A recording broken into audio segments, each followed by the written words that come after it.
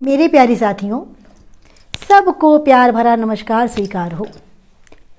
आज मैं आप लोग को पूनम शुक्ला का एक आर्टिकल सुनाने आ रही हूँ। जैसा कि मैंने आप लोग पहले भी बताया कि पूनम शुक्ला लौकिक और अलौकिक दोनों में टीचर हैं और ये हमारा परम सौभाग्य कि आज मैं इनके घर आई हुई हूँ, तो मैं आप लोग को क्यों ना उसका भी परिचय कराती चली हूँ। इनके आर्टिकल्स हमेशा बहुत अच्छे होते हैं। देखो, ये है ब्रह्मा बाबा। ये पहले लेखराज नाम के हीरों के व्यापारी थे। तो इतने बच्चों ये पवित्र थे, इतने इनके कर्म पवित्र थे, ईमानदारी थी कि ये जो है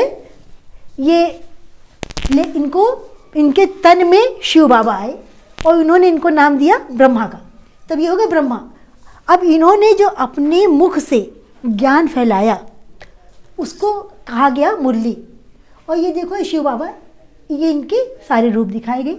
उसके बाद इनका उद्देश्य क्या है कि परमपिता परमात्मा तथा उनके दिव्य कर्म। तो यहाँ पर ये हमको नर से नारायण बनाते हैं, श्रेष्ठ कर्म करना सिखाते हैं। तो मैं आपको ये पूरा चक्र दिखा रही हूँ आज, ठीक है। तो अक्सर मैं आपसे कहती हूँ ना कि पूनम शुक्ला लौकिक और अलौकिक दोनों में ही टीचर हैं। इनकी कहानियाँ इतनी प्रेरणादायक होती हैं, इतनी शिक्षा देने वाली होती हैं कि उससे मनुष्य का जीवन पूरा बदल जाता है। तो आज मैं आप लोग को इनकी कहानी सुनाने आ रही हूँ। ये कहती है कि एक पिता और पुत्र खेतों में काम कर रहे थे। तो वहीं पर कोई जो मजदूर था वो खेतों में काम कर रहा था। उसने पुराने फटे से जूते थे उतार रखे थे। तो पुत्र के मन में आया क्यों ना इसे परेशान किया जाए। उसने अपने पिताजी से कहा कि पिताजी, थोड़ी मस्ती करते हैं कि जो मजदूर के जूते ऐसे छिपा देते हैं, देखो ये कैसे परेशान होता है। तो पिता ने कहा कि बेटा, तुम्हें मस्ती ही करनी है तो कुछ नया क्यों ना किया जाए। इन्हीं जूतों में कुछ सिक्के डाल दो, कुछ पैसे डाल दो और हम दोनों छुप जाते हैं। अब उसके जो फटे पुराने जूते थे उसमें पुत्र ने एक में 100 का नोट डाल दिया, दूसरे में भी 100 का नोट डाल दिया और पिता पुत्र दोनों झाड़ी में छुप गए और छुप के देखने लगे। मजदूर जब खेत से बाहर आया तो ये पैर डालने लगा, उसको कुछ कड़ा कड़ा सा। उसने अरे 100 रुपये। अब वो इधर उधर देखने लगा, इधर देखे उधर देखे, कहीं कुछ नहीं। तो दूसरा पैर डाला, फिर उसको 100 रुपये मिल गए। अब फिर इधर उधर देखने लगा, बस वो अपने घुटनों के बल बैठ गया। उसने हाथ जोड़ा और आसमान की तरफ देखा, कहा, प्रभु, वाह प्रभु, धन्य है तेरी लीला, तूने मेरी इस तरह सहायता की।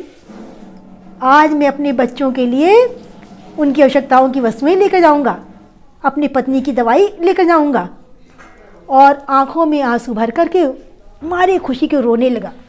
उसने कहा, हे प्रभु, जिसकी को भी आपने मेरा माध्यम बनाया हो मेरी सहायता करने का, उसके जीवन में अनंत खुशियां भर देना। उसे लाखों दुआएं देने लगा।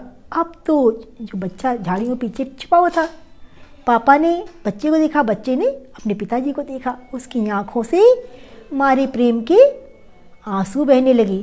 तो उसके पिता ने कहा, क्या अनुभव किया। तो बच्चा बोला कि आज जो मुझे सुख और आनंद मिला है वो मेरे जीवन की अमूल्य निधि, मैं उसे कभी भूल ही नहीं सकता हूँ। आज तक मैं दूसरे को सताने में, लड़ाई झगड़े में ही मस्ती समझता था।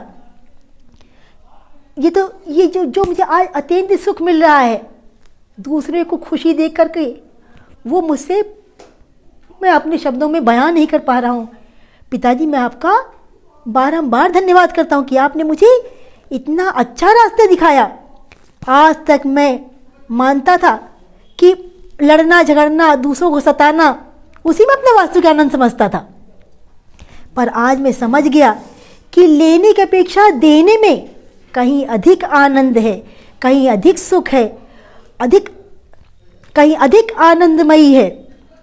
त्याग में शांति है। परहित सरिस धर्म नहीं भाई, पर पीड़ा सब नहीं अधमाई। आज मुझे समझ में आया कि दूसरों को सुख देने से बढ़कर कोई और सुख नहीं है और दूसरों को सताने से बढ़कर दुनिया में कोई कष्ट नहीं है। तो पूनम शुक्ला की इस छोटी सी कहानी ने हमें क्या सिखाया कि जो सुख बच्चों देने में है वो लेने में नहीं। जब हम दूसरों को सताते हैं हमको क्षणिक सुख मिलता है, लेकिन किसी के चेहरे पर मुस्कुराहट लाकर देखो, आपके अपने दिल को कितना सुकून मिलता है, कितनी शांति मिलती है। तो मुझे उम्मीद है जिस तरह आप लोगों ने हमेशा पूनम शुक्ला मैडम के आर्टिकल्स को सराहा, चाहा, शायद उनकी ये कहानी भी आपको पसंद आई होगी। अच्छा बच्चों, मेरे साथियों, मेरे लाडलो, अब मैं अपनी वाणी को विराम देती हूँ। सबको टाटा बाय।